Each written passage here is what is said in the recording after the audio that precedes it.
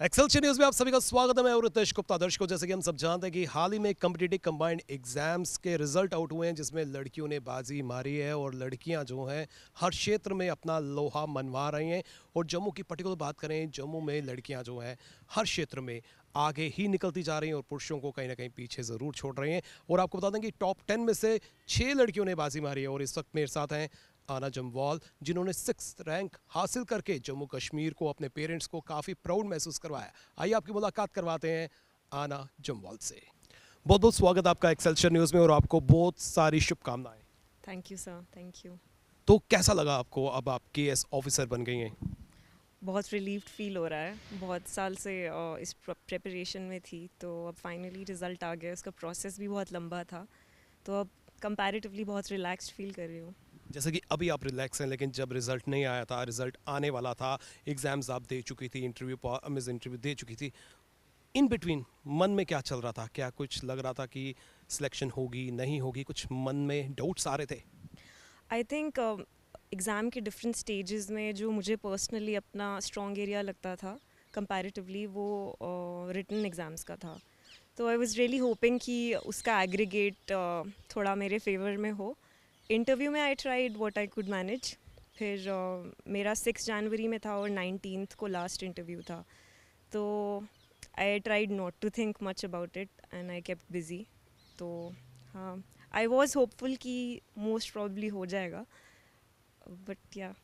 6th rank आपने हासिल किया है, तो क्या आपको उम्मीद थी कि 6th रैंक आएगा, या उससे ऊपर भी आ सकता है, या उससे नीचे भी आ सकता है?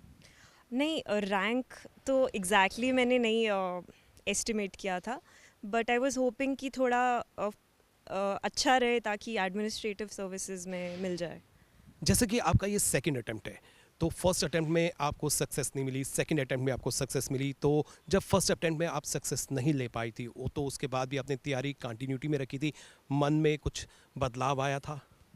पहला, ये मेरा सेकंड अटेम्प्ट था। पहले अटेम्प्ट में मैं प्रीलिम्स क्लियर नहीं कर पाई थी, जो कि 2018 में हुआ था। तो एंड आई थॉट कि मेरी preparation up to the mark है, हो जाएगा, बट बहुत कम मार्जिन से शायद रह गया था। तो आई वाज डेविस्टेटेड उस टाइम पे, but as it's a very long process and I just was committed to it, तो आई थॉट देते रहते हैं। ड्रीम्स जो हैं बच्चे शुरू से देखना शुरू हो जाते हैं, अपना गोल सेटअप कर लेते हैं। जैसे कि आपने भी अपना गोल सेट किया होगा कि मेरे को केएस लेवल तक पहुंचना है, लेकिन फर्स्ट स्टेप जो है उठाने के लिए जो है हम सोचते हैं, लेकिन प्रैक्टिकली उठा नहीं पाते। जो प्रिपरेशन हमें स्टार्ट करनी है, जैसे हम 10th कर रहे हैं, 12th कर रहे हैं, ग्रेजुएशन कर रहे हैं, फर्स्ट स्टेप जो है आपने कब उठाया था स्टडीज़ के लिए, तैयारी के लिए, प्रिपरेशन के लिए? आई थिंक इंडिया में इन जनरल और हमारी स्टेट में भी, यूटी में, most of the parents they want कि वो अपने बच्चों को एडमिनिस्ट्रेटिव सर्विसेज में भेजें या किन्हीं भी सिविल सर्विसेज में भेजें।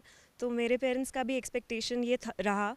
पर स्कूल टाइम पे और इनफैक्ट कॉलेज टाइम पे भी मुझे लगा I don't want to be a part of this competitive race and procedure, क्योंकि ये एकदम बहुत रैट रेस बन जाता है और बहुत कंपैरिजंस का पूरा माहौल हो जाता है। तो मुझे ये पढ़ना पसंद है, हर चीज़ related to the exam is very nice, but जो एकदम से बहुत कंपेटिटिव एटमॉस्फेयर होता है, it's not very good, feel good. तो बहुत डिमोटिवेटिंग होता है। तो I didn't want to go into the process, but after I graduated तो मुझे लगा कि let's give it a shot, क्योंकि it offers you a very good platform to work for the development of the society. Yes. अब मैं आपसे ये जानना चाहता हूँ, जैसे कि आपने प्रिपरेशन अपनी शुरू की थी, क्या कोचिंग या सेल्फ स्टडीज़ की तरफ जो है आपका रुझान था? कैसे आप जो है टाइम टेबल अपना मैनेज करती थी? मैंने कोचिंग जनरल स्टडीज़ में ली थी। फिर उसके बाद मुझे लगा मोस्टली सेल्फ स्टडी करना ही बेटर ऑप्शन है। जनरल स्टडीज़ भी मैंने इसलिए लिया क्योंकि मेरा टेक्निकल बैकग्राउंड था और एग्ज़ाम का जो कंटेंट है, सिलेबस है, it's very social sciences related है। तो मुझे लगा मेरा प्रिपरेशन फास्ट ट्रैक हो जाएगा और एक साथ कंसोलिडेटेड इन्फॉर्मेशन, कितना डेप्थ में जाना है, वो चीज़ों पे क्लैरिटी आ जाएगी। तो इसलिए मुझे लगा जनरल स्टडीज़ में मैं कर लेती हूँ कोचिंग। और ऑप्शनल भी था मेरा, पॉलिटिकल साइंस था, उसके लिए मैंने कोचिंग नहीं ली, उसके लिए सेल्फ स्टडी किया। टाइम टेबल की मैं पर्टिकुलर जानना चाहता हूँ कितना टाइम जो है हमें स्पेंड करना पड़ता है, और जैसे कि आज के सोसाइटी में हर चीज़ जो है इम्पोर्टेंट है, आपको हर चीज़ को टाइम देना है, उसको मैनेज करना है। तो पर्टिकुलर इस सब्जेक्ट्स की तैयारी करने के लिए आप कैसे टाइम मैनेज करती थी और कितना टाइम आपने डिप्यूट किया? Time table on a day to day basis तो मैं नहीं कभी भी फॉलो कर पाती थी, लेकिन मंथली या फिर 6 महीने में तो उस हिसाब से मैं डिवाइड करके रखती थी कि मुझे इतना कंटेंट 1 महीने में करना है या 2 महीने में करना है। तो उस हिसाब से डिवाइड करती थी, एंड इवन दो वो भी हमेशा नहीं टारगेट पे कंप्लीट हो पाते थे, but I tried to do कि मंथली तो कर पाऊँ। अब मैं आपसे ये जानना चाहता हूँ, जो आपको देख रहे हैं, वॉच कर रहे हैं, आप उनकी इंस्पिरेशन बन चुकी है, उनको कोई टिप्स देना चाहते हैं आप? टिप्स एज इन पर्टिकुलर मेरे पास तो नहीं है। बहुत कुछ अवेलेबल है ऑनलाइन, और बहुत सारे यूपीएससी और जेकेपीएससी के टॉपर्स मेंटोर्स देते रहते हैं। बट हाँ, आई थिंक सिलेबस और प्रीवियस ईयर क्वेश्चंस के अकॉर्डिंगली हम थोड़ा स्ट्रीमलाइन कर सकते हैं अपना प्रिपरेशन, बार बार चेक कर सकते हैं कि हम we are not studying everything under the sun. तो मेरे में ये बहुत कमी थी कि मुझे जो भी पार्ट इंटरेस्टिंग लगता था मैं वो बहुत ज़्यादा पढ़ लेती थी, और जो जो एरियाज़ जो सिलेबस में इंपॉर्टेंट हैं और मुझे इंटरेस्टिंग नहीं लगते थे तो मैं इनको बहुत छोड़ भी देती थी। तो ये एक थोड़ा ड्रॉबैक था जो मेरी प्रिपरेशन में था। बट एक थ्रेशोल्ड अमाउंट ऑफ प्रिपरेशन हर सब्जेक्ट में चाहिए to get through. Overall being updated with the current affairs and everything is also.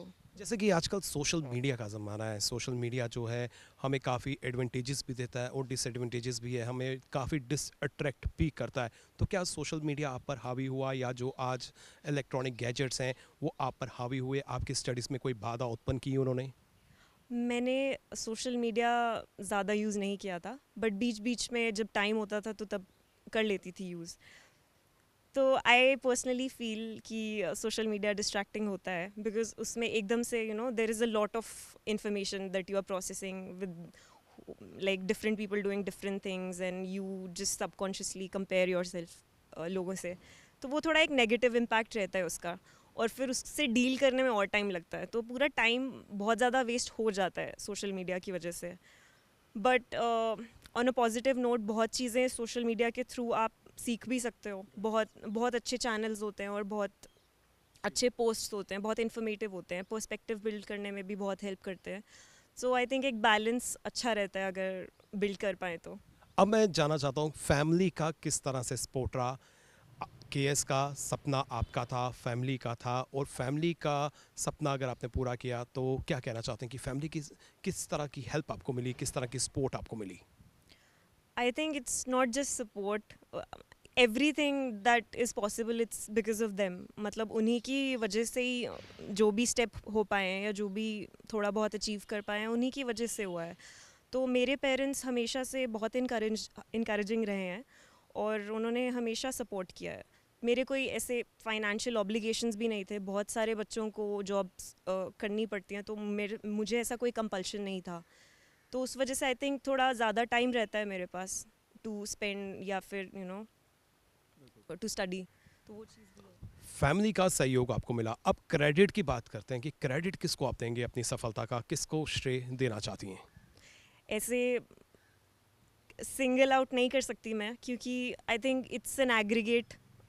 Parents का तो सबसे पहले रहता है, उसके बाद बाकी फैमिली मेम्बर्स ने भी बहुत सपोर्ट किया है अपने अपने अपने तरीके से। तो आई एम वेरी ग्रेटफुल। भगवान की आई मीन कृपा रहती है, उसके बिना तो नहीं पॉसिबल है। और teachers, I think even though अभी I am not in touch, but हमेशा से स्कूल में भी, कॉलेज में या बाद में भी जो भी जिन भी teachers, everybody has been very encouraging and positive with respect to me. तो सबको I am grateful for everybody. आखिर में मैं आपसे ये जानना चाहता हूँ कि एज ए फीमेल आप क्या सोचती हैं, हमारी सोसाइटी में अभी भी फीमेल्स को आगे बढ़ने से रोका जाता है? कुछ फीमेल्स हैं चांद तक पहुँच चुकी हैं, देश को चला रही हैं, हर क्षेत्र में हमको देखने को मिल रही हैं, लेकिन फिर भी हमारी सोसाइटी की बात करें, अभी भी ऐसा दबाव बनाया जाता है कि फीमेल्स को घर ही संभालना चाहिए। उनको आप क्या संदेश देना चाहती हैं? आई थिंक फीमेल्स के लिए इवन दो अब बहुत ज़्यादा लाइक वेमेन काफ़ी, हाँ काफ़ी हद तक वेमेन एम्पावरमेंट है और काफ़ी अचीव भी कर रहे हैं। इस एग्ज़ाम में ही बहुत ज़्यादा फीमेल्स ने टॉप किया है, तो it's a very nice thing. But हाँ, आई मीन अगर मैं पर्सनली अपना बात करूँ तो मुझे हमेशा एजुकेशन में इनकरेज किया गया है। कोई चीज़ हो या मुझे एज सच इतनी, I was never in you know some sort of crisis और एनीथिंग, और ऐसे डिस्क्रिमिनेशन मैंने उस सेंस में फेस नहीं किया है फ्रॉम माई पेरेंट्स साइड।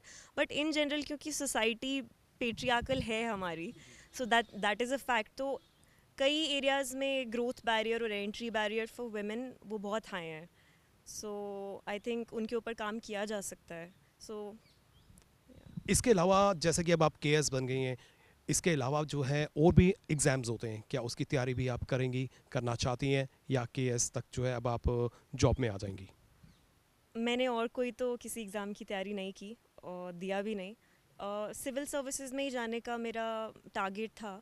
तो I think I will just या I will try to work to the best of my capability service में। आखिर में सोसाइटी को, पेरेंट्स को थैंक यू भी कह दीजिए और मैसेज भी दे दीजिए।